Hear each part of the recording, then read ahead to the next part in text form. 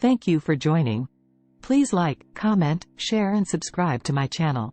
The Kfar Etzion massacre was a tragic event that occurred on May 13, 1948, one day before the Israeli Declaration of Independence.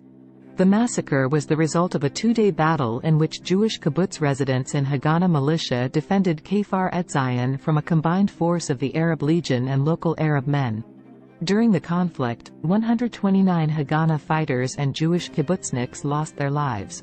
The massacre has been controversial, with the official Israeli version maintaining that the kibbutz residents and Haganah soldiers were massacred by local Arabs and the Arab Legion of the Jordanian army as they were surrendering. However, the Arab Legion version claims that they arrived too late to prevent the kibbutz attack by men from nearby Arab villages. Kfar Etzion was a kibbutz founded in 1943, for military and agricultural ends, about 2 kilometers west of the road between Jerusalem and Hebron. By the end of 1947, there were 163 adults and 50 children living there. Much of the town's population was made up of Holocaust survivors. Together with 3 nearby kibbutzim established from 1945 to 1947, it formed Gush Etzion, the Etzion bloc. The United Nations Partition Plan for Palestine of November 29, 1947, placed the bloc, an enclave in a purely Arab area, inside the boundaries of the intended Arab state, where Jewish settlement was to be forbidden through a transitional period. For Hebronite Arabs, the bloc constituted an alien intrusion on ground that had been wholly Arab for centuries. According to Henry Laurens, Kfar Etzion had started hostilities in the area in December by destroying a local Arab village. On the 10th of December, a convoy from Bethlehem en route to the Gush Etzion bloc was ambushed, and 10 of its 26 passengers and escorts were killed. Though on January 5, the children and some women had been evacuated with British assistance, and though David Schultiel recommended its evacuation. The Haganah, on Yigal Yadin's council, decided against withdrawing from the settlements for several reasons. They commanded a strategic position on Jerusalem's southern approach from Hebron and were considered, in the words of Abdullah Tal, a sharp thorn stuck in the heart of a purely Arab area. Several relief convoys from the Haganah in Jerusalem had been ambushed.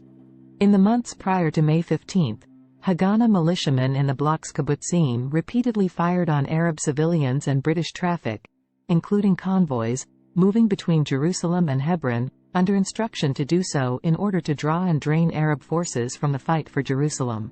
On 2 occasions, April 12 and May 3, Arab Legion units were ambushed, and several legionnaires were killed or wounded by the bloc militias.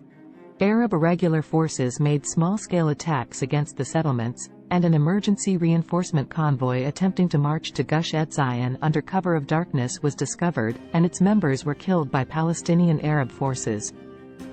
Despite some emergency flights by an Oster from Jerusalem and Piper Cubs out of Tel Aviv onto an improvised airfield, adequate supplies were not getting in. As the end of the British Mandate drew closer, the fighting in the region intensified. Although the Arab Legion was theoretically in Palestine under British command, they began to operate more and more independently. On March 27, land communication with the rest of the Yishuv was severed completely when the Nebi Daniel convoy was ambushed on its return to Jerusalem, and 15 Haganah soldiers died before the remainder were extricated by the British. It was ambushes by the Arab forces against Jewish targets that led to the Haganah launching a series of preemptive strikes against Arab villages, known as Plan Dalet. The plan aimed to secure Jewish areas and protect supply routes, and it involved the expulsion of Arab residents from villages that were deemed to be strategic threats.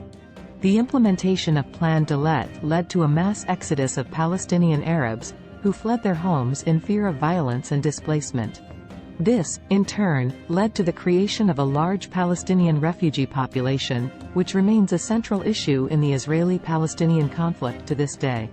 Despite the implementation of Plan Dalet, the fighting continued, and on May 14, 1948, the British Mandate officially ended, and the State of Israel declared its independence.